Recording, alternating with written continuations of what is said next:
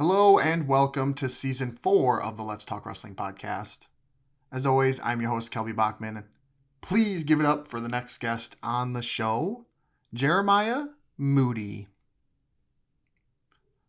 So Jeremiah is from Cambridge, Wisconsin, and started wrestling as a freshman in high school.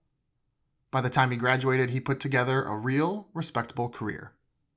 He was named Team MVP as a junior, Team Captain as a senior, placed at Fargo in both Greco and Freestyle, while also capturing third at the Wisconsin State Tournament. Jeremiah attended the University of Iowa, where he became a 4-year letter winner for the Black and Gold. In 2018, he won the UWW Junior Nationals and took home gold at the Junior Pan Am Championships. Jeremiah is now a fitness professional, having been ATG certified. If you want more information on his services, you can find him on Instagram at moodies.movement. I will put that Instagram handle in the show notes. So please sit back, relax, and enjoy Jeremiah Moody. In the heart of West Union, Iowa, lies a hidden gem in Euphoria Coffee. Owned by local residents Nicole and Shane Havenstreit, they source everything they can from local vendors. From hot and iced drinks, to savory breakfast burritos, to baked goods, to botany tea, and even homemade waffles, Euphoria Coffee is a place your entire family can enjoy. You can find more information at drinkeuphoриacoffee2go.com or visit their Facebook page. And we also have a special gift just for you. Next time you stop in, you can get a free baked good with a $20 purchase. Just mention the Let's Talk Wrestling podcast. Euphoria Coffee. Our purpose is deeper than coffee. When you found out, obviously there's like some excitement. Was there also a little anxiety that comes along with having two kids at the same time instead of just one? Yeah, I wanted to throw up. Fair enough. I did not feel good. I was like, that wasn't my plan. I didn't want to have two at the same time. I didn't want to jump in. But then it's like, it's just exciting now that I'm accepting it, Yeah. How long did it take you to accept it? Probably like a week. Okay. Yeah. Yeah. And are they both, you said they're both girls, right? So you got two girls. Yep. When you were going through names, did you feel like you had to have them similar? Like I felt like I needed them to not be similar so that I could actually tell them apart easier. Yeah. Well, so do they look alike? I've been able to tell them apart for like 2 hours. Okay, there we go. And I'm on day 10. So yeah, they look pretty alike. Yeah. Cool. Do you know, like, you have two brothers, correct? Three brothers. Okay. And do they all start with J, right? Yeah, they do. So do your girls have a J name?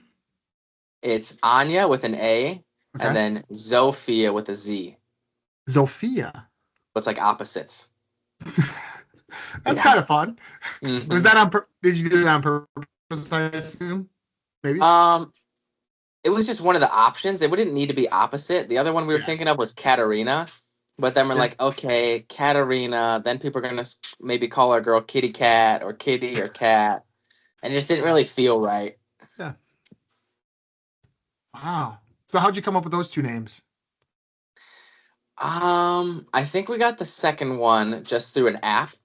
Yeah. And then the first one, I think my wife just came up with it, honestly. She's Polish, so she wanted like Polish themed names.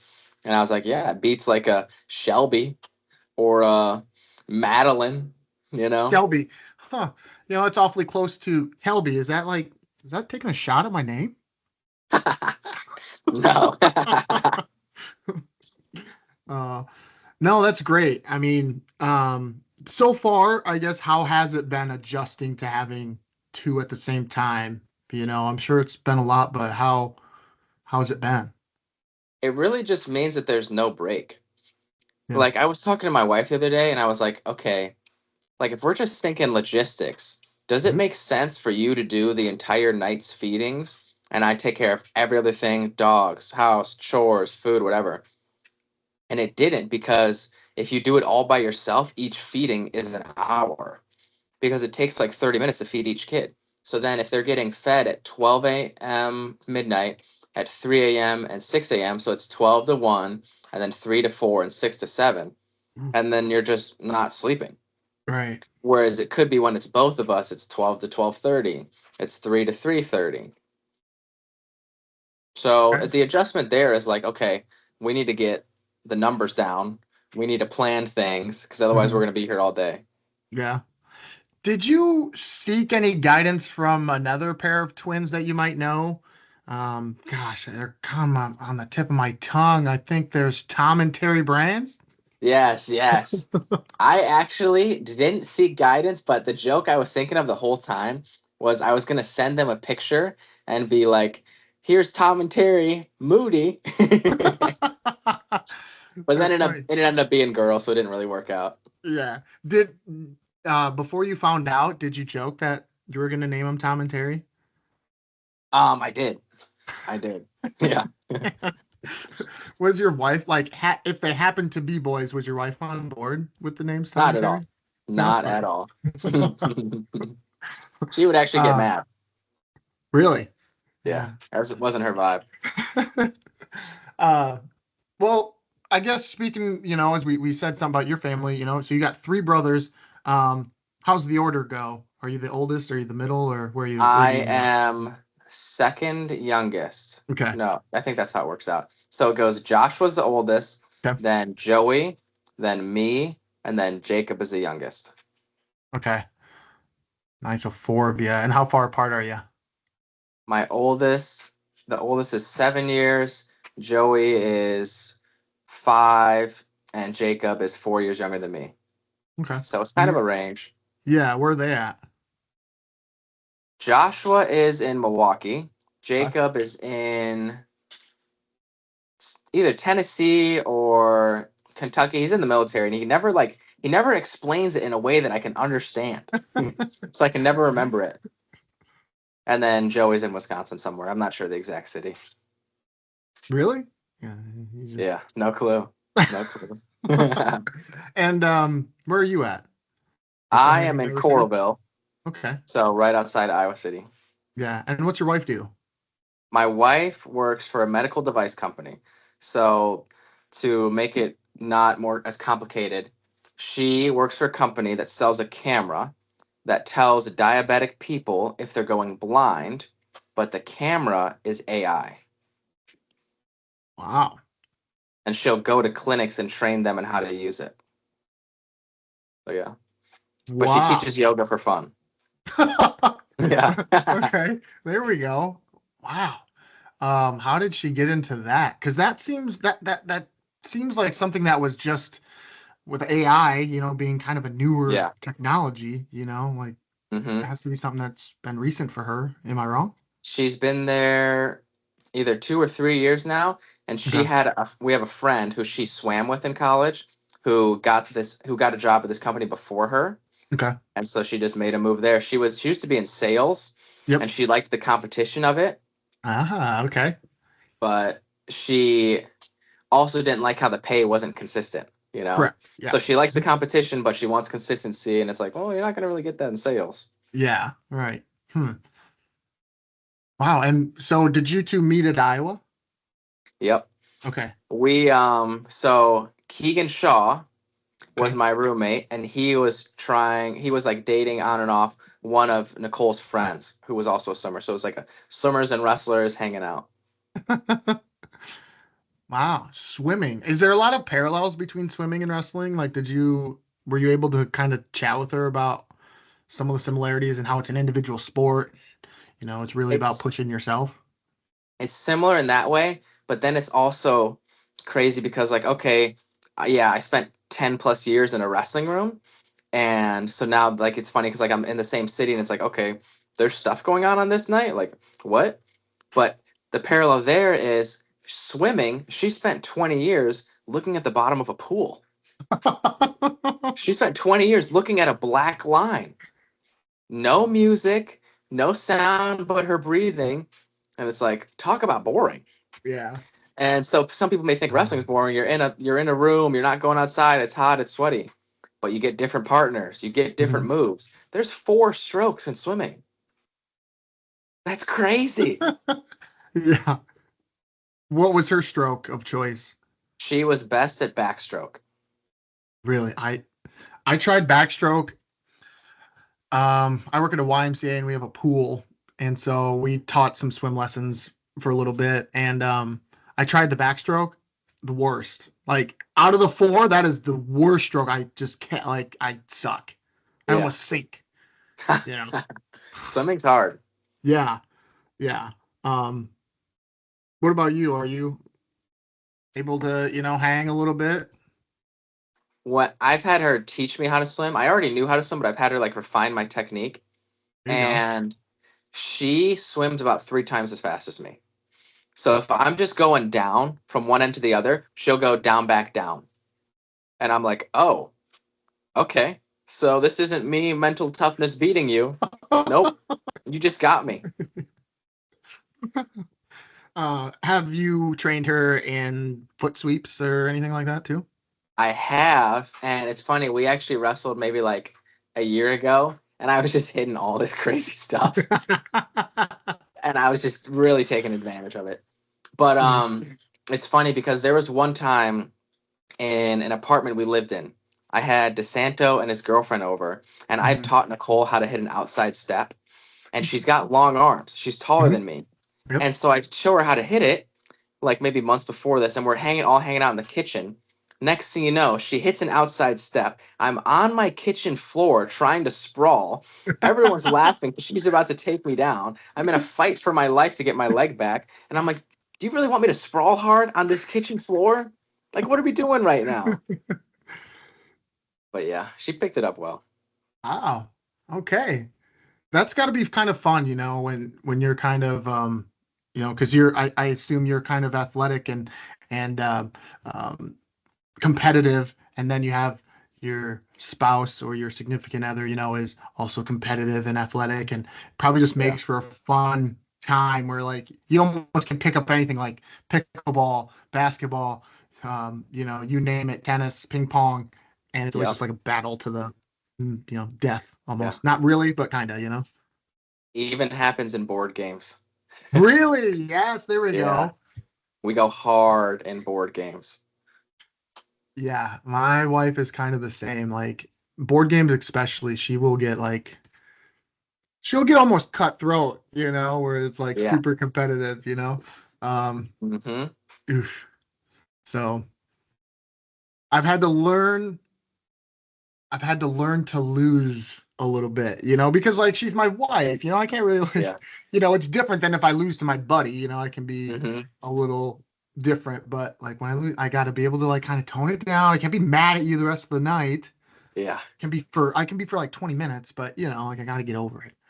Yeah. So, I'm still working on that part. Because when I get mad and she beats me, she wants to shake my hand and say good game. And I know she's only doing it because I'm mad. And so I'm not shaking. I just go, I'm not shaking your hand. I yeah, just walk away. yeah. Wow. Yeah, tough. Yeah, yeah. Anyway, anyway, um, so Jeremiah, you're on here. You're in Coralville, but you're from Cambridge, Wisconsin. Yep. So I did a little recon. I was like, Cambridge, all right, let's check it out. I'm from Iowa, Northeast Iowa, so I'm right by Prairie du Chien, if you know where that's at, Wisconsin. And so I'm like, Cambridge. I type it in, and the thing that comes up, it calls it a village, the village of Cambridge. Yeah. Is it Yeah. really like? It's really like a village? Yeah. There's only 1,000 people. It's not big enough to be anything else. How cool is that? um, you are so it's like east. Yeah, I think of my directions. East of Madison, correct? Yep. Hmm. Did you ever think about moving into Madison? Was it a close, in proximity to you? Could you have just, if you wanted to, move to the city limits? It was like 20 minutes away. Okay. And honestly, okay, so let me think. Because we used to live out of town when I went to Cambridge. And I think the reason that my mom picked that school district was it Hmm. was between Cambridge and Edgerton. And she picked Okay. Cambridge because the bus system was free to come out that far. Perfect. And I was like, okay. But we lived like 20 minutes outside of town. And so I Wow. remember there were times where like I'd have two a days for football. And it's like, okay, well, I can't go home. So for like that 3 hours in between, I'd be like hanging out at the local library and people would give me a ride home. Like there were these really nice guys. His name was Dylan Lund.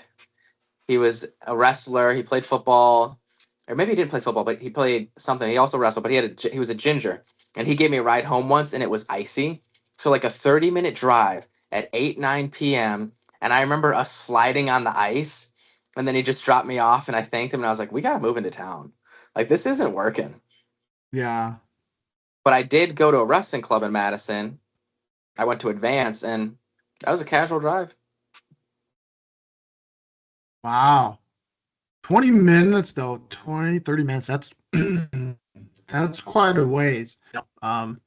When you're thinking about, like, I grew up in a small town as well, and I live in a city now. When you're like, it's just 20 minutes across town, it's like Yeah, totally different than 20 minutes highway from like your yeah, house to school, true. in rural Wisconsin or Iowa, like, Yeah. you know. hmm Um, so your practice, so you'd have 2 days. Your practice wouldn't start till what time?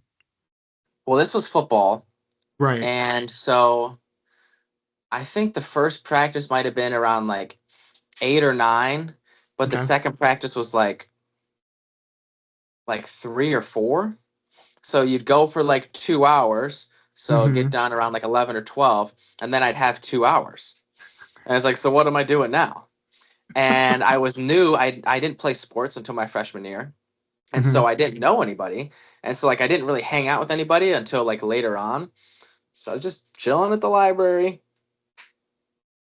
Yeah. What, did you do a lot of reading then, I take it, or was it just I the wasn't computers reading. They maybe? had these computers, Mm-hmm. and I don't even remember what I was doing, but I do remember another kid was there, and he was getting in trouble for looking up stuff that you weren't supposed to be looking up, and it was because it was like locked or something, Yeah. and I was like, I don't want to be on the computer next to him. I don't want to get caught up in this. Yeah. Yeah. Wow. Well, before we get into the athletic part, like you said, you didn't start participating in sports until your freshman year. I wanted to ask you about another thing I found about Cambridge. It's called the Dancing Goat Distillery. What's that? I have no idea. I Really? honestly have no idea. How old is it? Yeah, I looked it up and it said it's known for like some wineries, and it said something about Dancing Goat Distillery, and I was like, what is that? So When I don't I know if it's think back of Cambridge, what I remember is there was a bowling alley. I okay. lived literally a 6 minute walk from a lake that had a disc golf course. It had a beach. It had a Really? lake Okay. road that went all the way around the lake, and people had houses on that road, so you just could get right on the lake. There was this one restaurant that had a new ownership every 2 years, where the only fast food we had was a Subway and it was like a pizza pit, I think it was. And I would Okay. get mac and cheese pizza, and they also had ice cream there, so I get mac and cheese pizza and cookie dough milkshakes. Um, there really wasn't much to Cambridge. It was literally Hmm. one road, Hmm. and I don't think there was a stoplight. There might have been one or two when you were leaving town. There was a Piggly Wiggly. Okay. Yeah, Yes. so that was cool. There was, I think, a Matt Kenseth, like museum right on the edge of town. Really? Is he from Yep, there, apparently? I think he is. If I remember it right, you should Hmm. probably fact check me. But yeah, they're really, I don't know anything about a distillery. Hmm. Well, anyway. I'm gonna Yeah, I look was that just up. curious. Yeah, I was just curious about your hometown. Like you said, it's 1,000 people, kind of a humble small town. That's kind of where I'm from. It's Monona. It's probably at 1,500 maybe people, 1,200, 1,500 people. Um, no stoplights. Yeah. So I was just Yeah. curious, kind of what what it was like growing up in a town like that, and um, with three older, not older brothers, but three brothers. Were you did you guys get into mischief and all? Well, it was so we moved there when okay, so let me think of all the math. Okay. So my mom and dad only had me and my younger brother. Okay, So my older two brothers each had a different mom. okay. And so that's why the Joey, I don't know where he lives. He kind of just said, see ya, peaced out on the family. Josh lived with his family in Waukesha, and he had a stepdad. So if I think about it, we were in Waukesha through third grade. Fourth and fifth grade was in Milwaukee. And then I did 2 months of sixth grade and then skipped the rest because I went to seventh grade in Cambridge when we moved. So seventh through senior year, so 12 to 17, it was me, my brother Jacob, and my mom. And the whole vibe of Cambridge was it was like there was nowhere good to eat. Like I really didn't realize what good food was until college. Like I remember being with my high school girlfriend. Mhm. I thought it was fine dining when we went to Olive Garden. I was Yeah, like, sounds this about is right. amazing. This is so good. Like we would drive to go get there and it'd be the best time of our lives. Like IHOP was quality. Yeah. Yeah. Were you entrenched like because you were close at that point to Madison, being like a Badger fan, or were you into sports in general before you actually started participating in sports? I really wasn't into sports at all. Really? Okay. I know that when I was younger, I was in judo maybe for like 3 years. Really? And it was maybe like 8, 9, 10, or 6, 7, 8. I'd have to ask my mom. But the strongest memory I have is we had like a scrimmage or whatever against people on our team. And I was going up against a guy who I guess was like my little rival at the time. And he just ran up and headbutted me. And I started Okay. crying. And I'm pretty sure I quit after that. Yeah. Fair Yeah. enough. And then I think I did kung fu after that for maybe 2 years.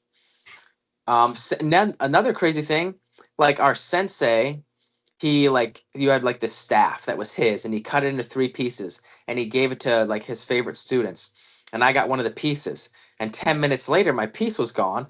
Another kid had stole my piece, and so then I was done with kung fu, and then I didn't play any sports until high school. And I remember when we were in the country in this A-frame house. This was like when you could record shows on the DVR, and that was like big, but you Hmm. could only record two shows at the time. So if you were recording two shows, you had to watch one that you were recording. And Yeah. I would record so many shows to watch that I couldn't watch anything live. So before I moved into town, I was just watching TV, just playing video games and watching TV. Yeah, hey, no shame in that. I loved good video games, growing up. Tony Hawk Pro Skater, Need for Yes. Speed, Yeah. 2K, Blitz, NBA Jam, also I could go on. But what was yours? You played some video games growing up. What kind of sucked you in? Games that sucked me in were the ones that it was a grind. So like role playing games like Oblivion, Oh, wow. Skyrim, Fallout, games where you could put in 40 hours in a week, or Wow. one that is more niche, old school RuneScape. Yep.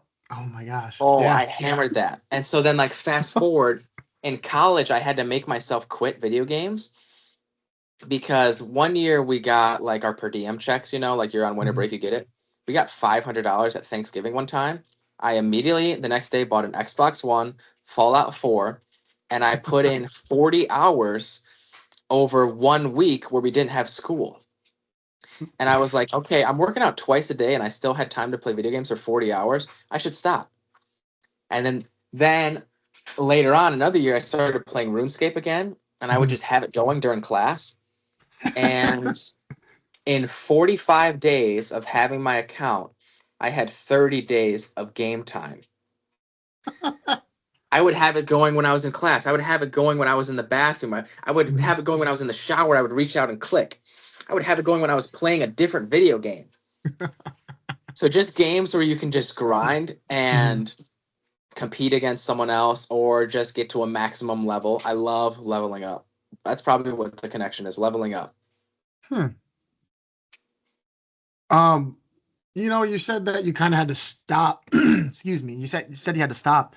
I mean, but was it hard to stop? Because I feel like was it also sort of like your safe space out of athletics? Like you're grinding, your 2-a-day Yeah. practices, wrestling. Like this is your time. And if you want to spend it playing video games, yeah, so be it. It's not that it was a bad habit because Yeah. I've also never been a fan of staying up late. It was more so like if I put in 40 hours, this is eventually what it turned to is like if I put in 40 hours into a video game, Hmm. and especially for like these online games, so like I also when I was in like third, fourth grade, I played a lot of World of Warcraft. And so the thing Oh about those yeah. games is, yeah, awesome games. But the thing about those games is they could just turn off the server one day, and what do you have to show for the hours you put in? Yeah. Right. So I was like, what do I even do with that? Like obviously you have the great memories, but then it's like, okay, can I put even half of that time into something else? And I also was a huge reader, so I really just replaced the video games with reading, and then I would just hammer books. So yeah, Yeah. I found that out the hard way. I put in a lot of hours, maybe not that many hours, but I put a lot of hours into one of the NBA 2Ks fairly recently. I don't know, 2020 or something, 2018. Um, but every few years they turn off the servers to that 2K, and yeah, so it eventually came to a point where like I couldn't get any of my stuff. Like I did the create a yeah, player, and I was like on year 2 or 3 or something. I don't know. Again, not overly amount of playing time, but enough to be like, the hell, this like. So then I just was like, I'm done. I'm not going to do that again. yeah, If they can just like you said, shut it off. So yeah. That would that's drive my me experience. insane. Yeah. Um. So what did you start to read then? I'm curious. Like, were you always a So reader, or did you like find your I way into reading at that point? I was always a reader. I've really, when I think back on it, the things that I've spent the most time doing, reading, video games, and working out. And the reading was always like fantasy. And I've tried like getting into books of like, okay, I like General, I think it's George Patton, like Hmm. reading stuff about war. And they're saying like all the different types of guns and all the different strategies. Just not that cool to me. Yeah. Or I've tried reading like, okay, I'm black, let's read Black history. So I read like the biography of Malcolm X and then something on Martin Luther King Jr. And it's just not as cool as Dragons and Magic. Fair It's just enough. not as cool. Yeah. And I can just hammer fantasy books and sci-fi books. And so Dune, do you know what Dune is? The movies that Yep. just came out recently? Yep. Yep. Okay. Hold on, I'll show you this. So Dune, the main series is 7 books. And the guy who wrote it, he wrote 6 and then he died and his son and a buddy took over. And then they went and filled in a bunch of other series. So I've got 18 of the so from here to here, and even this one's like a comic book, but I hammered those books. Those are thick. Yeah, love it. Absolutely love it. Or um on this side, this is what I've been getting into lately. A buddy recommended this to me, and this one is about a guy who he he's in a world on Mars, and there's a class system, like a hierarchy, based Okay. on your hair color. So the red people, people with red hair are like slaves. People with gold hair are like the rulers. Okay. And he goes through like a whole journey of he's red, but they remake his body so that he can basically cause a revolution and become a gold. So it's like they break his bones and make them longer. It's like some Wolverine type stuff. So he levels up and then he conquers the world, but then he gets captured and tortured, and then he's got to rebuild his body again. And I just love it. Wow. What's the what's that? Is that a series then? Yeah, that's called Red Rising. I kind of gave a summary of like 4 books right there, but it's cool. Yeah. So, what about a court of rose and thorns? That seems like kind of Yes, up your alley. yes. Yeah. So that's how my wife got into reading. Oh, there we go. Okay. And turns out she likes fantasy as long as there's smut. And I'm like, you're just reading it for the smut. You don't care about that there's fairies or a guy who can use dark magic. You're just in it for Mhm. the smut of you read 200 pages for a kiss to turn into a makeout. Busted. Yeah. Dang. Okay. So if I asked you, to kind of give me a few like 3 or 4 series of books that you would recommend, what would they be? Okay, so I would recommend, let's say I'm recommending this to someone who maybe isn't that into reading, but Mhm. it could something could hook them. Yep. I would go Red Rising. I would go The Way of Kings. So Red Rising is Pierce Brown. That's a series. The Way of Kings is Brandon Sanderson. And then there's another. I wouldn't tell people to read Dune just because it's complex. Um, Honestly, I probably wouldn't even go past those 2 series because once Okay. you get into those two, that's where you're like, oh, I just read a 1,400-page book and I Oh wish my it was God. longer. Yeah. So Warner's been getting into reading like this past year or two, and we've been reading Yeah. the same books. And Warner's funny because he'll skip the sex scenes, but he'll be like, oh man, it's 1,400 pages. But it's like, why would you want something that's amazing to be shorter? I wish it was 10,000 pages. I Yeah. wish I could never finish it. So yeah. Dang. I'm curious how he skips the sex scenes. Like, I mean, does he like start to read a little bit and go, oh, sex scene, and like kind of fast forward through the pages and like Yeah. skim them and be like, Yeah. oh, still about it, still about, oh, here we go. Okay. Yeah, he will. Hmm. Because he also read A Court of Thorn and Roses, and I think like book 4 or 5, it stops being fantasy and it's really just smut. And there's like a 10-page, not exaggerating, there's a 10-page sex scene. And even I'm reading, I'm just kind of like, I get it. Yeah, right. Can we get back to the magic now? Hmm. Hmm. Sheesh. Yeah. I don't think you realize how many, like how long 10 pages is until like you're reading 10 pages and you're like, okay. Yeah. Yeah. Like you And say 10 pages of like a 500-page book and that's whatever percent, you know, but still like yeah. 10 pages. And it's funny because I have some friends. So I do personal training now, and I've got a bunch of female clients. And so they listen to it. And I'm like, okay, it's got to be weird listening to it because then the people are making they're just reading, they got the tones and the enunciation. Hmm. And then they go, there's even like the expanded audio version where they make the sounds. And I'm like, No way. and I'm saying to my clients, I'm like, you're walking around the house doing chores, listening to sex scenes. No wonder you're doing all these chores. No wonder your house is so clean. You're walking past your 4-year-old kid. Yes. Oh, Yes. okay. Well, okay. No, that's funny. That's funny. Speaking of that, that's one thing I did want to talk to you about. So you're ATG certified coach. You're an ATG certified coach. What does that mean? What does ATG mean? Basically, ATG stands for Athletic Truth Group. Okay. So it's a group, or it's a style of training, basically a style of lifting weights that was popularized by a guy named Ben Patrick. His social media name is Knees Over Toes Guy. And his story was all along the lines of like, he was super slow, he was super weak, but he trained super hard. He had a bunch of knee surgeries and knee pain by the time he was like 10. And it was his journey of like, okay, so he trained under a guy named Charles Poliquin, who I think, correct me if I'm wrong, is like the most credentialed strength coach in history. He had multiple Olympic champions in different sports. And so, yeah, he's a strength coach. He's not their actual sport coach. But different sports means you have to know different styles of training that athlete.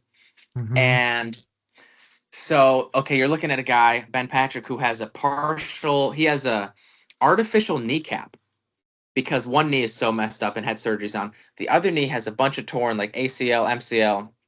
I'm not sure exactly what's torn. I don't think he disclosed it. But then he shows videos of what he looked like in college when he was the slowest person on the team. And then he's sprinting and he's dunking. And so the reason I got into it is COVID happened and I had had chronic back pain for like a decade to the point where I had gone into the modalities of like ice, heat, stem, massage, acupuncture, cupping. And I had taken away, I wrote a list of every exercise that used my back. And I was like, okay, those hurt my back. The only thing I can do is the stuff that makes my back feel good and wrestling. So I didn't do anything with my back and lifting. And then I found this stuff and I was like, okay, it and I always had this feeling I was like, okay, people say wrestling gives you chronic low back pain, that it's part of the sport. But if wrestling gives you chronic low back pain, shouldn't every wrestler have chronic low back pain? And I Yeah. remember being on the team and being like, I feel like I'm one of maybe 5 to 10 guys with chronic low back pain, and the other 20 guys don't even know what low back pain is. And it's definitely not a work ethic issue. And so basically, ATG, I just figured out a different way of lifting weights, and now I don't have chronic low back pain, you know? So it was just like, Hmm. it was eye opening in the sense of you take control of that part of you where it's like, I don't have to be in pain and I don't have to get surgery. Because when you're in West, not to knock on anything, but so I'm on the team, I get chronic low back pain, I get a shot of like a corticosteroid in my back, and then the pain comes back in a week. But Mm-hmm. now it's worse because I had a week without pain, so I know what it's like, you know? And so you just start to think, okay, so what do I do when I go to the doctors and it doesn't work, Yeah. you know? And so then you're Mm-hmm. kind of like, okay, where's this YouTube rabbit hole take me? And took me somewhere I liked. Huh. Is okay. About ATG, and is it for everybody? It sounds like it. Like yes, it is for everybody, but it also is geared towards like if you have XYZ, like this may be a route you really should look at. Does that make sense? Yes. Yes, and it's both. So think of it as ability. So let's say we're talking squats. Okay, maybe a 90-year-old woman can't squat with weight, but she could hold on to a bar to make it easier. So holding on like this and Mm-hmm. squat down as low as she can with assistance and come up. Okay, now take a 50-year-old woman who's worked out in the past and she can squat all the way down, no weight, and she's good. Now take a 30-year-old woman and she can squat with the bar on her back. Now take my wife, who was a college athlete. Now she's throwing weight on the bar. So the beauty of ATG is you take an exercise and you look at it kind of as an ability and then you just scale it. So that was like the thing that I didn't really understand. I was like, okay, how am I supposed to make my back stronger if everything hurts my back? Mm-hmm. You just scale it down. So it's like, okay, if you can't do body weight, you just hold on with your hands and do a back extension. And I used to think back extensions would kill my back. So it's like you take the leap of faith of you put an effect or a stimulus into your pain area or your weak link. And it turns out when you address things head on, good things happen. And yeah, you still may need surgery, you still may need Mm-hmm. everything, but it's nice to have tools for Yeah. everything. Just kind of sucks. It took you what a decade to get there. Yeah. How did you? But Go it's ahead. like better a decade than never, Yeah. you True. know? True. How did you find this? Because it sounds like you went through, I mean, you exhausted, it seems like damn near every option you could. I exhausted every option except working on the problem. You know what I mean? Because I thought Oh. working on it directly would make it worse. So there's all these things like, and like this is more so the things that I was looking into at the time was like, don't train your hip flexors because then they'll get tight. And if you have tight hip flexors, you'll have back pain. And then eventually you start to think, but why can't you make it stronger? You know? Hmm. And I kind of got lost in your question. But tell me it again, because I know there's another way I wanted to go with that. No, you're good. It took you 10 years to get here, and um, how did you finally land at this spot Yeah. at Okay. ATG? YouTube. Okay. So I'm on YouTube and I see a guy and I see Ben Patrick doing this exercise. It's called an ATG split squat. And it looked identical to a penetration step in wrestling. And I was like, why have I never seen this? And I just started to think. I go, okay, people say, and this is what I believed at the time, don't put your knee over your toe when you squat. But if I believe that, then I wouldn't do a penetration step in wrestling because my knee goes over my toe. Hmm. And I talked to someone about this, and they're like, "Yeah, you can do whatever you want, but I'm not going to tell the guys to do that because there's there's no load in wrestling when you do that. There's no like you're not holding any weight." And then I thought I didn't wasn't going to fight him, but I was like, "Okay, but you have gravity, right? So Hmm. gravity is load. So every time you do it in wrestling, you're doing that. So why not do something in the weight room where it's like, okay, if I can do this with 50 pounds in each hand, then maybe doing 500 of them in a workout won't be that hard." And so it was just the immediate connection of, wait a second, you're promoting exercises that other people say are dangerous, but those exercises are the exact movements I do in my sport. So if I have back pain and hip pain because I'm trying to do these things without being prepared, it was Hmm. kind of just like, why am I not doing this? Did that seem like just like a simple realization? Like I don't know. When you're talking it out loud right now, you're just like, why don't I just do this? Like it not sort of like nonchalant, like obvious, you know? It's so simple in theory, but then I had a lot of like anxiety of, okay, now I'm in the weight room Hmm. and I'm used to, okay, do a pump, get a burn, go heavy, no rest in between. Boom, boom, boom, boom, boom. And I Hmm. loved it. I loved feeling like dead. And now it's like, okay, now I'm doing something with no weight. I'm getting a big stretch and I feel kind of like a weakling or a loser. And I'm the only person doing this. And I remember someone saying I was doing split squats on a machine. And they're like, oh, you're doing a surfboard workout? And they're just joking around with me, but it's like, it was weird to do my own thing in a room that was a different thing, but the different thing is where I had success, but I also had pain that way. So it's like, how do I get rid of the pain, but also have the same success with a different method? Hmm. And I got out of pain, didn't have the amount of success I wanted. So that was also the lessons of like, okay, I changed it, but I went too far that direction. Not too far in the method, but too far in the, okay, here's the chill, but I also need the hard grinding stuff too. Hmm. Did you like this just seems like a lot of information that you're taking in, you know, um, and you're digesting and like now obviously hindsight's 2020, but like were you like teaching Oh yourself yeah. this stuff? Yeah, I mean, So I would this was watch it just on trial and error. literally, I would watch it on YouTube and then Jeez. I would go do it and I would film it and I would watch in between sets to see my form and then I'd compare that to the YouTube video and then I would write notes on where I felt the movement like, okay, I felt this in my right knee, not sure I should feel it that way, but I would get mad at myself. I'd be like, I'd write in all caps, change this form, don't want to Hmm. be in pain. And there was like early on, so I also found another person on YouTube and they were really big into rotation. And I was like, okay, but for that time, because I believe stuff, but I get almost like so into it that I won't listen to other things, which sometimes is useful, sometimes not. And Hmm. that was don't rotate. It's like if you rotate, you'll hurt your back. And I was just thinking, I was like, literally, I watched this guy and he's like, look, rotation is a fundamental human movement. And look at Hmm. people that play sports, they rotate to one side, so they get back pain on the other side. And I was like, okay, I really only have back pain on one side, even though I forced myself to drill to both sides. And I started thinking, every movement in wrestling, I rotate.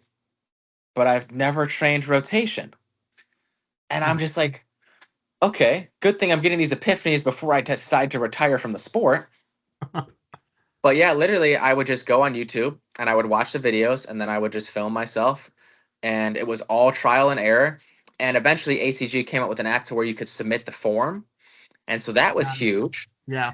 But with the rotation stuff, that guy on YouTube, he didn't have a form video. His whole methodology was you literally did so many reps that you learned it enough where you could teach him. So that was Hmm. more like high volume. So like that's where I got into kettlebell swing. So it'd be like, okay, workout 1 is 10 sets of 6. Workout 2 is 10 sets of 8. And you'd go up to 10 sets of 20. So I think that's so then that last workout would be 200 reps. First Yeah. workout would be 60, and you would do it twice a week. And after 2 months, you'd go up in weight. And so his whole thing was like, this is a 3-year plan. So you'll start at Ooh. this weight and you'll go up a weight every 2 months and you'll get to this weight. And by then you've done 30,000 and you know exactly what you're doing. And so I was so sold on that. Hmm. But I didn't realize that that was strength endurance because it's high volume. So then I get in the wrestling room and I'm like, okay, I'm in shape. My back feels good. But when I'm wrestling a guy my size, it feels like he's 200 pounds instead of 160 because I never got back to moving heavy stuff. Hmm. Okay. And so, like, those are the lessons where it's like, okay, I solved part of the problem, trial and error, and I didn't solve it all. I can go back and I can solve it that way, but it would have been way easier if I could just, hey, man, I saw you're doing this. Can I just fly out there? Can you show me Hmm. what you're doing? But I learned it all during COVID. So, Hmm. wasn't really any traveling to see the people then. True. True. Um, so how did you balance, going up in weight and trying to lift big, but also like keeping yourself safe? You know what I mean? I mean, I you're do. sitting here. Yeah, go ahead. And so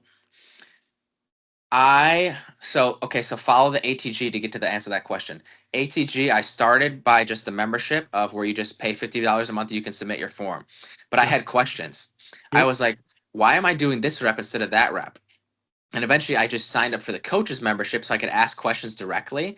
And I wanted to work with there's a guy named Ben Clairfield. He runs like a call for all the coaches, like ask business questions, ask coaching questions, and he helped me write a program. And that's when I put a barbell on my back and squatted for the first time in 10 years. I'd written off barbell back squats forever. I basically told myself I would never use a barbell again. I was like, I'm just going to get hurt. Hmm. And so he wrote me a program. I was like, okay, I guess got to figure this out. But the key is tempo. And tempo is the speed that you do your reps. So, Hmm. like, let's say I've got 100 pounds on the bar and it's 1 second down. I go down really fast. And so let's say it's 4 numbers normally. So let's say it's 10x0. That means 1 second down, no pause, explode up, no pause. So with 1 second down, you're going down real fast. But let's say it's 4 seconds down, it's going to be a lot harder to use a super heavy weight. So Hmm. basically, you just write the tempo, you write the speed of a rep in a way where you can't have an ego with it. Like that was the big thing about all of this was fighting my ego in the sense of I'm strong, I should be using a lot of weight. But then I would use a lot of weight and I'd tweak my back. And I'd be Hmm. like, I'm tweaking my back with the exercise that's supposed to fix me. And so that was like months of trying to get my ego to shut up. Hmm. But yeah, the answer is just tempo. Hmm. And check Like, your ego maybe a little bit. yeah, also ego, tempo, that's the battle. Like another exercise was deadlifts. Hmm. And it's funny, and the thing about deadlifts is I remember like one of my worst spells of chronic back pain. With I didn't lift for like maybe 2 months, and then we maxed out on deadlifts. And it wasn't dumb that I did it, but looking back on it, it's kind of like, why did I do that? And so I go from chronic back pain to hex bar deadlifting 440 pounds. And I'm like, I'm strong, but I'm in pain. This doesn't make sense. Hmm. And I also got lost on that train of thought. Oh, yeah. Okay. So So deadlifts, you'd think, okay, people tweak their back on deadlifts. Yeah. Typically, when you watch someone do a deadlift, they go fast on the way up and fast on the way down. Okay. But when you go fast on the way up and have to go slow on the way down, so I've been doing deadlifts with 4 seconds on the way down and then a 1 second pause. Those 4 seconds down, that takes like 200 pounds off the bar. Like you just can't have an ego if you're trying to go slow on the way down. And then when Hmm. you pause, you don't have that bounce of coming back up. Hmm. And so it's just like the methods I was doing before were not wrong, but I didn't have the baseline to get them and recover. There's nothing wrong with going fast, but you should go slow before you go fast. Yeah. And that's what I learned with ATG. And so when did this become Moody's movement? When did that, snowball? It sounds like you started here at ATG, and trying to fix your back pain, and now all of a sudden here we are, Moody's movement. Moody's movement started in August because basically, so I'm in the club, I get cancer, I come back, and then I'm competing again. I'm not the same, and then I'm like, okay, I don't have my body where I want it to be, but I also can't really train, so I'm not really helping anybody. But then I'm also mad because I'm in the wrestling room and it's like I'm teasing myself. It's like I'm torturing myself because I want to wrestle. I Mhm. want to be there for people. I want to be there for myself. And so then it turns into Moody's movement because I'm kind of like, I love Tom Brantz. I love coaches. I love everyone there. I don't think I like having a boss. Fair And enough. obviously, I love Tom Brantz as a boss. I love him in every aspect or role he played in my life. But just the concept of having a boss versus a coach, it's kind of hard for me to explain it. But it's just like, I really didn't like having a boss. And I always, my entire life, I never imagined myself working a 9 to 5. And I always thought I used to joke, I was like, I'm going to be a stay at home dad. And Yeah. I was like, yeah, cool. But then it turned into Moody's movement in August, this past August, because I stopped training with the club. And I was like, okay, what do I actually like doing?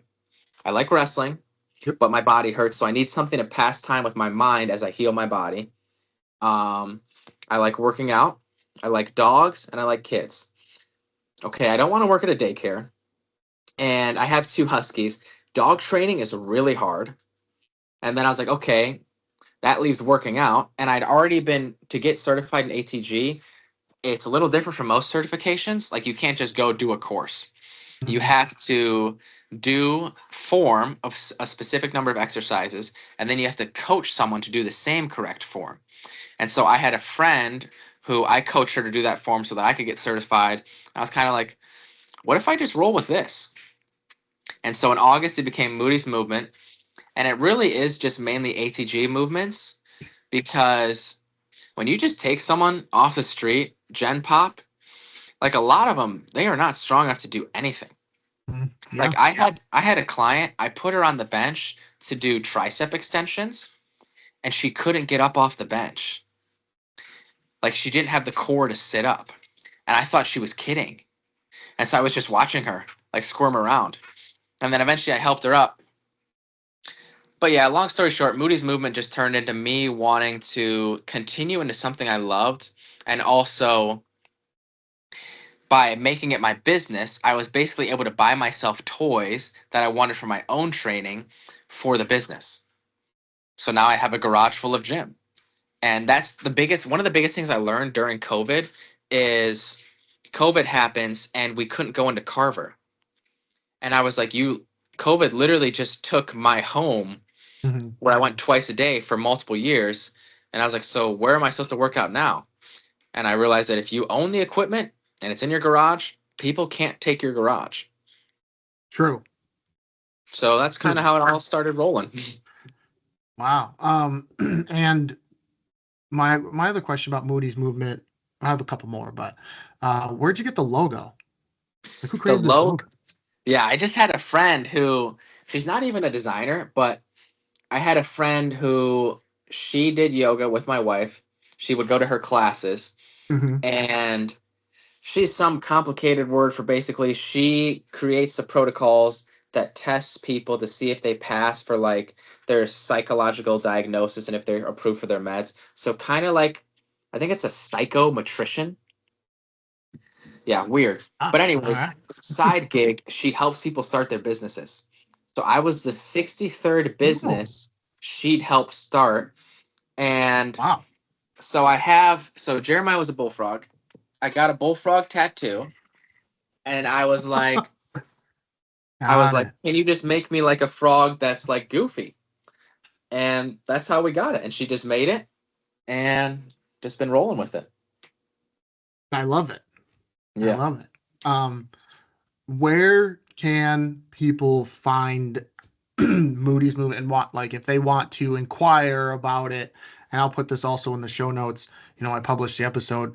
How can they get in touch with you? How can they buy merch? Yeah. Because like the logo, the Moody's movement shirt itself is sweet. So like, I mean, even if you're not doing a client, like Yeah. buy a shirt.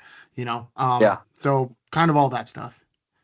Okay. Yes. I will say first thing, the shirts run big. So anyone, if you think you're a large and you're iffy, get one size down or check the sizing. But Instagram is the best place to find all my stuff. I have a YouTube and I have a TikTok, but Instagram is where I do it best. And it's either I think it's Moody's dot movement, and that's where I post my own training. That's where I post my clients' training. That's where I post animated versions of my family because my wife doesn't want pictures of her and the kids on the internet. Fair, And yeah. then I have a link in my bio for the store with all the merch. Perfect. Yes. Moody's movement.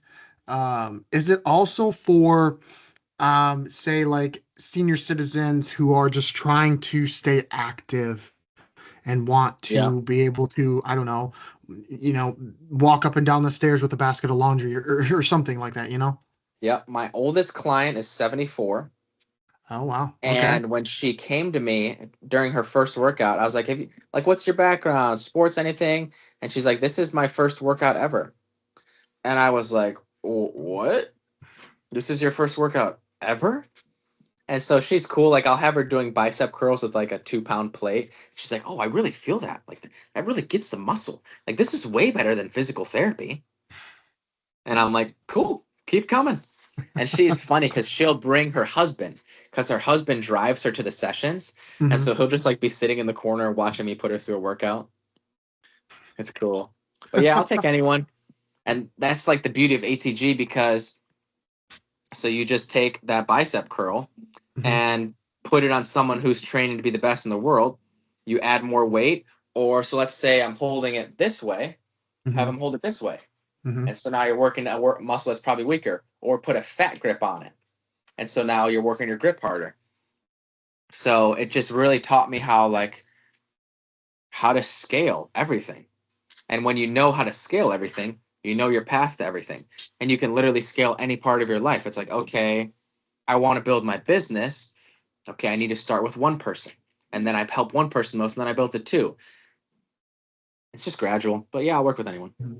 Okay.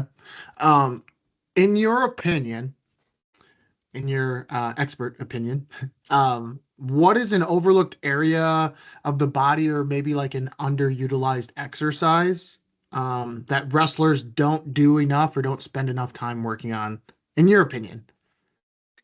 I would say the two main areas would be your hip flexors and your hamstrings. And I think for hip flexors, so the ATG split squat is basically what your penetration step is. But if you think of your stance, you're always bent over. Mm-hmm. Okay. So what I learned early on that I still stuck with is what you do in your sport, you kind of have to balance that out in the weight room, not just to make you more functional, but just so you're not in pain. So ATG split squat, because your hip flexors get longer, you get more flexible, you'll get lower in your stance. Then you work your hip flexors the opposite way by making them stronger, which is just as simple as stand on one leg, lift your other leg, strap an ankle weight to that leg. Um, and then the other one would be your hamstrings. And so everyone, sorry if you hear my laundry machine, it's super loud right now. But so deadlifts, RDLs, power cleans, that's all hamstrings. But that's hip extension. So that's when you bend over and stand Mhm. up. There's something called knee flexion, which is literally curling your foot to your butt. And so if you just literally if you just hop on a hamstring curl machine once a week and go hard for a couple sets, and you do that for 5 years, you're set. You're rolling. You're way better off than most people. And it's been proven that the muscles in your hamstrings that are worked in knee flexion act as like a secondary ACL. So the Hmm. stronger you are behind your knee, it makes your ACL stronger. And so those are just things where it's like I'd seen them or done them maybe 4 or 5 times over my college career, but I'd never implemented them into like Yeah. weekly, do them a lot, hammer them, try to get stronger at them. And it's just stuff where I imagine most people are pretty weak. Yeah. Did you tell Spencer Lee about that? About the I extra? didn't because it's kind of like that's the thing about wrestling. You think I'm going to go up to a guy who's tore his ACL 3 times but won 3 national titles and an Olympic silver and say, you should be training this way? And here's another crazy thing about Lee. Okay, so Lee is a right leg lead. He hits that right side high crotch. Okay, if you think about when you're in on a right side high crotch, your right knee is on the mat, your left foot is planted. You don't want your left knee on the mat, and you're driving to your right, and your right hand's on the knee, and your left hand's going to be going up the butt. Mhm. Okay, Lee shoots his high crotch, and he comes up with his right knee. So his left Really? knee's on the mat, and his right knee is up. And I asked him once, he didn't even know he was doing it. And then I went and tried it for a while, and I was just getting pinned by Ironman constantly when I was doing it. And then I went up to Terry, and Terry, I was like, I said, Terry, I go, Spencer Lee is literally doing the opposite of fundamentals on his high crotch, and he's won multiple national titles with it. And he's like, yeah, he's just a freak. It just works for him. And so it's Wow. kind of like, hey, that guy can win doing the opposite of a fundamental in one position with no ACLs. I'm not gonna tell him what to do. Wow. I never noticed that before. That's crazy. I have to go back and watch and like pay Yeah. attention a little bit. Hmm. It's funny. It took us, what are we on? An hour, just over an hour to start talking about a little bit of wrestling. You Yeah. know, let me read off some accolades for you. You were a four-time letter winner for the Iowa Hawkeyes, a 2018 Junior Open champion, 2018 Junior Pan Am gold medalist, 2020 U23 Nationals, you got fourth place. Those are some high level accolades for somebody who started as a freshman in high school. When you hear those accolades, I mean, did you ever imagine like when you started out that like that was your ceiling? And maybe your ceiling was even higher than that, but I'm just saying that you would be able to accomplish what you accomplished. I mean, holy shit. If I forced myself to have like a self-reflective, I'm a grandpa, I've got my kid, my grandkid on my knee, and I'm like telling stories and being proud, then I'm Hmm. like, yeah, that's cool. Cause like my freshman year of high school, I only went out for wrestling because I sucked at football, and the football coach said it would make me better at football. And I just wanted to be the school's second state champ. And so then like I go to Fargo, and I remember I did an interview with Shane Sparks one year after I placed twice. I placed third in Greco and fourth in freestyle.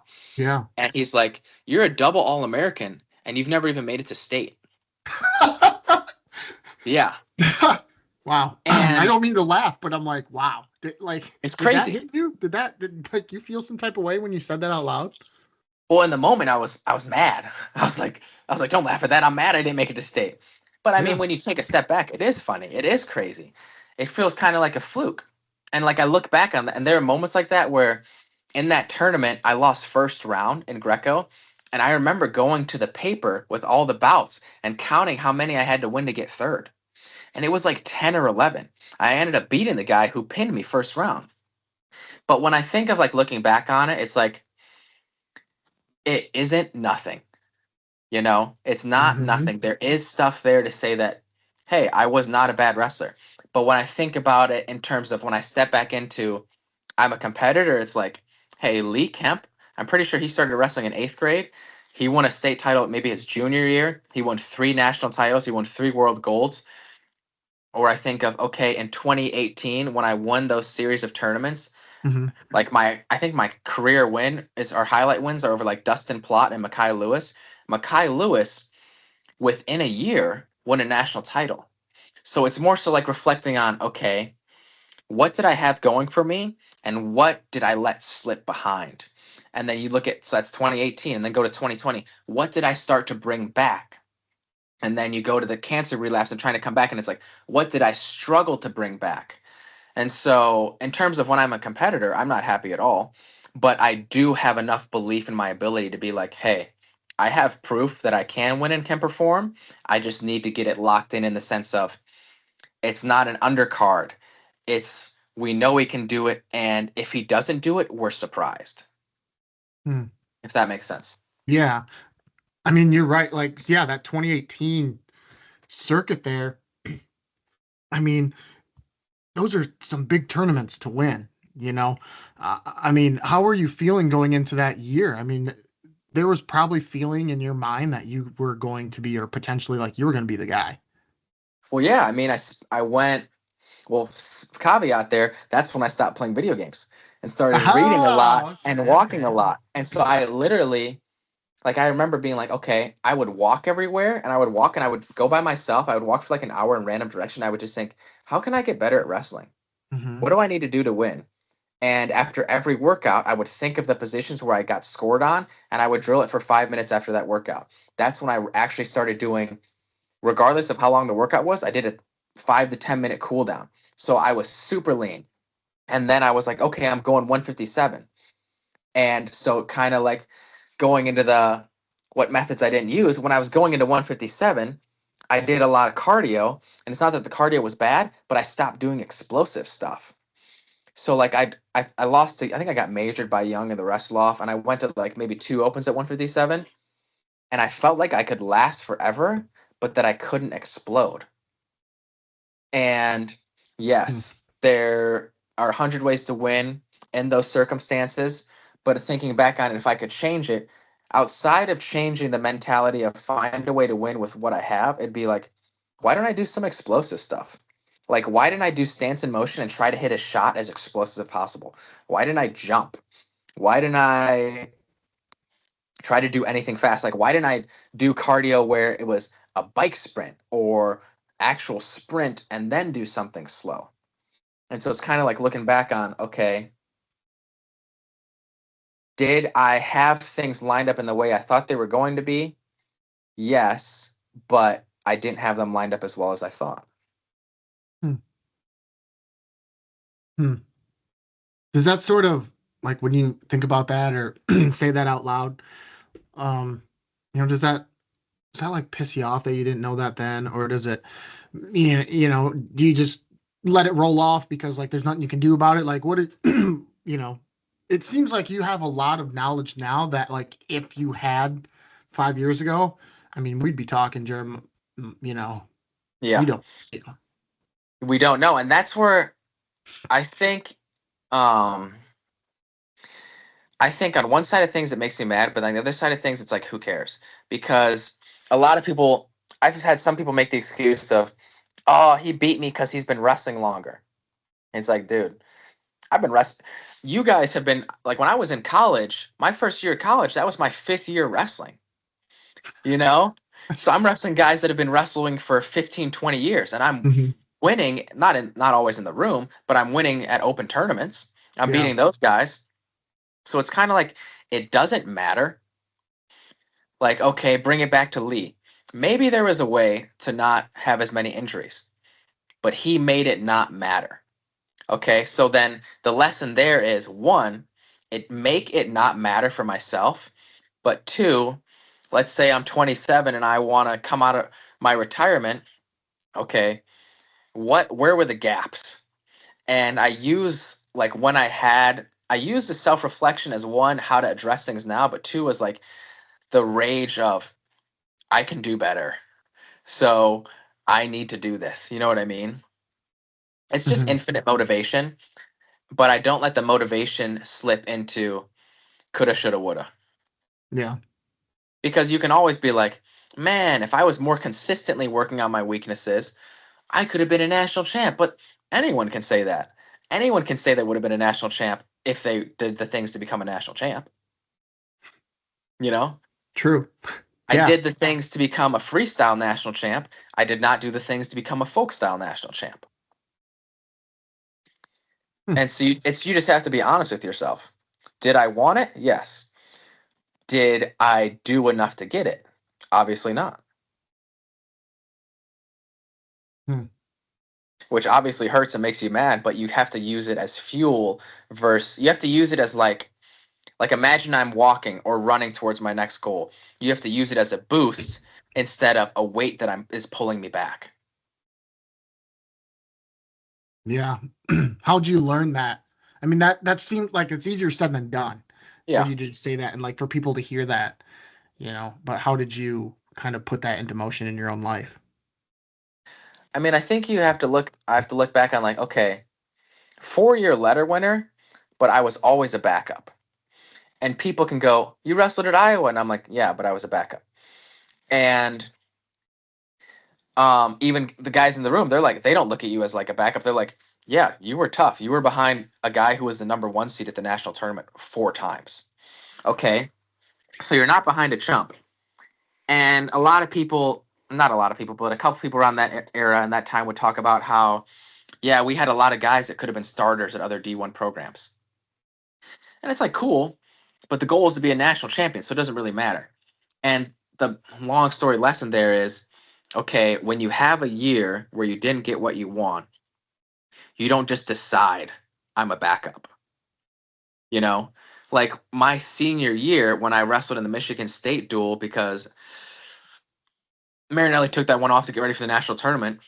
It wasn't like, oh, I'm just going out here for fun. It's like I'm going out here to win, and there's a chance that I could be at the national tournament.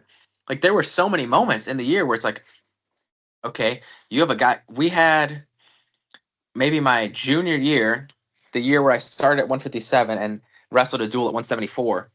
We had Hmm. like 4 guys at 174 get not career, but season ending injuries. And then eventually one guy got a season ending injury, but rehabbed it enough to wrestle at the national tournament at 174. And so it's like you have the experience of the failure, and I remember riding the Airdyne next to Daniel Murphy, and Tom came up to me and he's like, something along the lines of, "It doesn't matter how hard you work. It doesn't matter how much effort you put in. It matters if you win." And so you take the failure and you go, "What are you going to do about it?" And I would look at how. So after my first year as being a backup, I'd look at Thomas Gilman. So he was a backup his first year to Corey Clark, Mhm. but then he was a stud. Sammy Brooks, Alex Meyer, they weren't starters their first year. Terry Brands was a backup his first year and then won a national title his second year. And so each step along that way, it's like, okay, I'm not going to be a 4-timer. I'm going to be a 3-timer. Then I get to my senior year, and I'm like, okay, I'm just going to be Jesse Whitmer. Back up till his senior year, then wins it. Mhm. And so each step, you're not adjusting your mindset. You're adjusting your goal so it's realistic. I'm not 3 years left in college saying I'm going to be a 4-time champ, Mhm. but I am believing that I'm going to win as many as I can, realistically. And that stuff's always preached to you. You know, Yeah. you don't get what you want. What are you going to do about it? Yeah. When your career was winding down and you were thinking like, when you're heading into your senior year, like, all right, I'm gonna be a Jesse Whitmer. And then time starts to wind down and you're coming to the realization that your career is over and you're not gonna have that opportunity. What kind of emotions did you have feeling that way? I probably tried to turn off the pain because to me, it's almost like it can feel shameful to be a Hmm. backup. And then I try to like, if I go in a spiral, I justify it in the sense of, well, if you were a starter and you weren't an All American, no one cares either. So it's like, okay, there are people that are above me, but they're an All American. But even then, that's useless. So the positive way I turned it into was it's like I would go, how many world titles do I need to win for people to forget I was a backup? You only have to win one. As soon as you're a world champ, no one cares. You know, Yeah. like all those international Yeah. guys, they don't wrestle in college. They could have been a 20-year backup. You know, they could be 20 Yeah. years old and never win anything, but they win a world title. They're a world champ. And so as the season winded down, I just immediately started being like, okay, I want to wrestle freestyle. I'm better at freestyle. I'm going to do something there. And so I would say that if I had to look at it, I probably tried to turn all of my emotions into fuel towards the next goal. Hmm. Yeah. Did that take a little bit for you to do that? I mean, did you not at least, but did you like sulk a little bit? Like, did you feel bad or sorry for yourself? Like, did you ever go through a period of grief in that aspect of I woe mean, is me type of deal? it's hard to go through the grief because it's like it's not like I lost a wrestle off to Marinelli the senior Yeah. year. Like it's not like I was ever beating him and being like, I'm the guy. It's obviously pointing towards me. It's more so like trying to pull off the Hail Mary or trying to connect the dots in time. So it's more so like, okay, that didn't work out. And I don't know if I got into the woe is me because it's just like the whole sadness and negativity and downward spirals really don't suit me. Like it's really not my vibe, you Yeah, know? I feel that. Yeah. And I mean, I obviously don't understand like when people like some people might hear that and think, "Oh, I have no idea how to control that." Like to me it just happens, but for me it's like I just decide I'm not doing that. You know, you Hmm. just stop it. You feel yourself twirl and you go, "No, no more." Hmm. And you just replace it with, "Okay, let's win the Olympics." You know? Yeah. Have you always been like that? I don't think so. Um like I don't think I was tough at all before I started wrestling.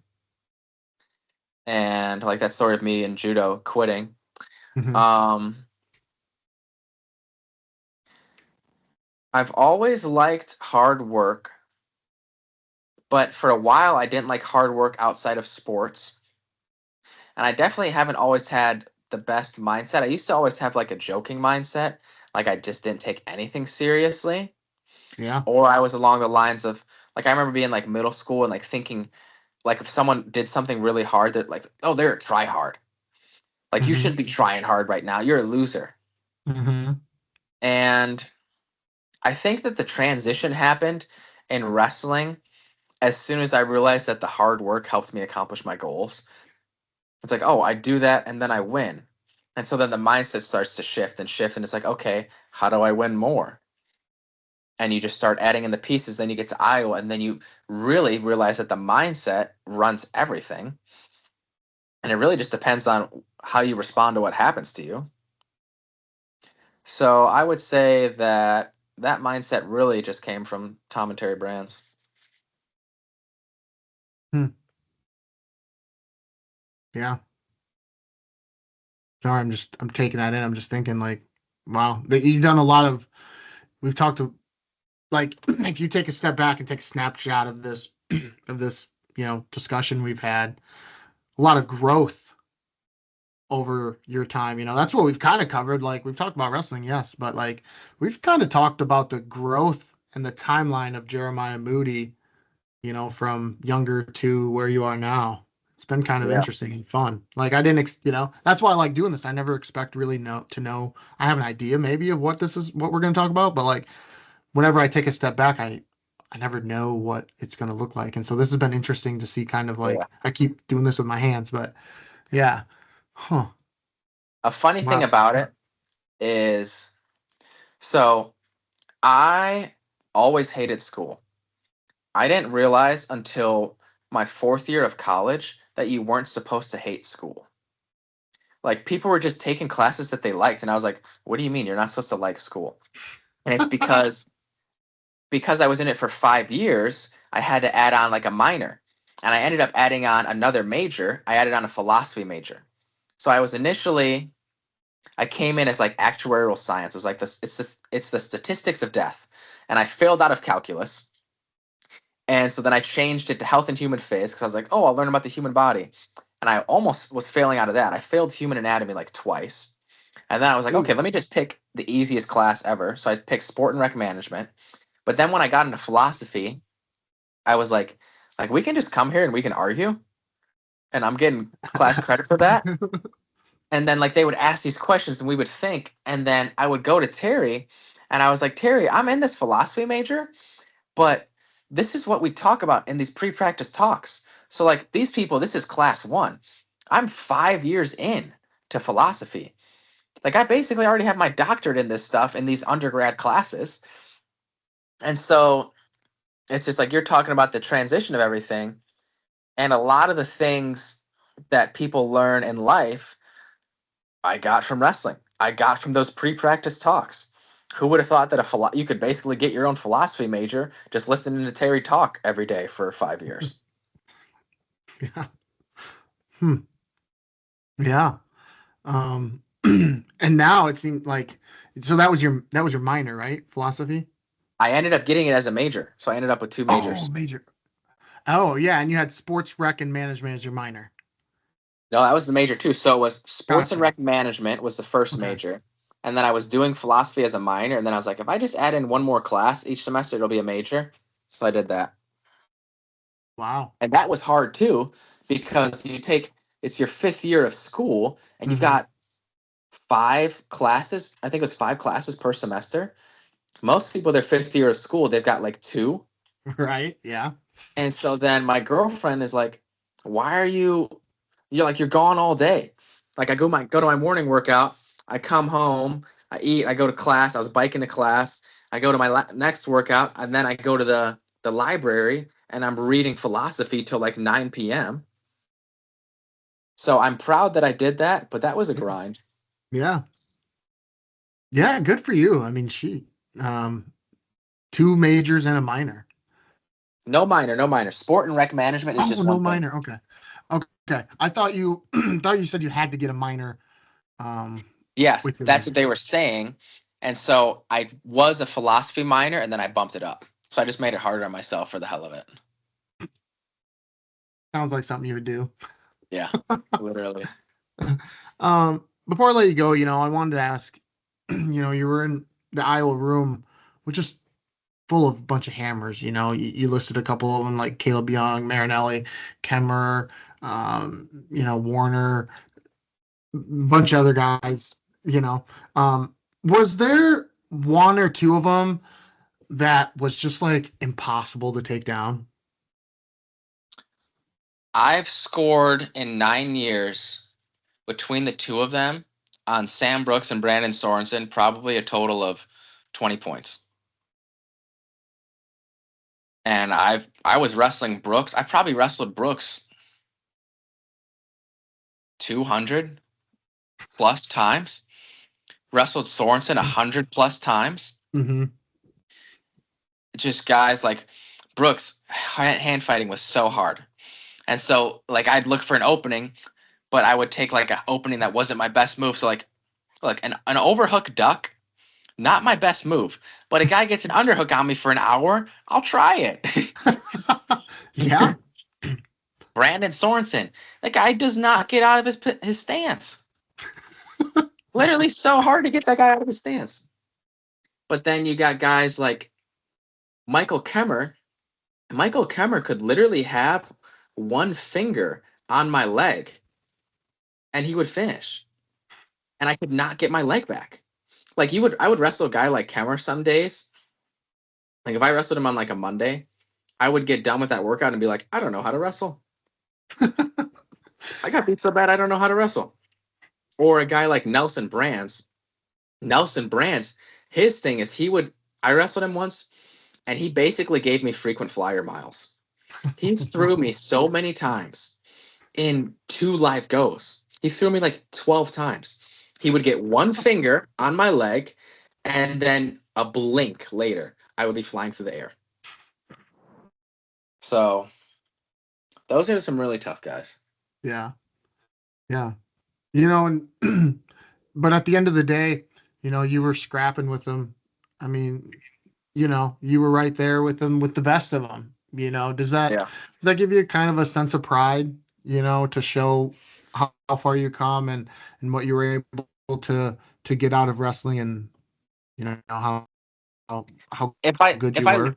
if I force myself to look at it that way from like the outside, I'd think of like, okay, when it was my first year of wrestling in Cambridge, Wisconsin, and I was JV until I beat the guy I made varsity, did I think that I would train with Chris and Nick Dardanes, Sam Brooks, Alex Meyer, Brent Metcalf when he was training, Brandon Sorensen?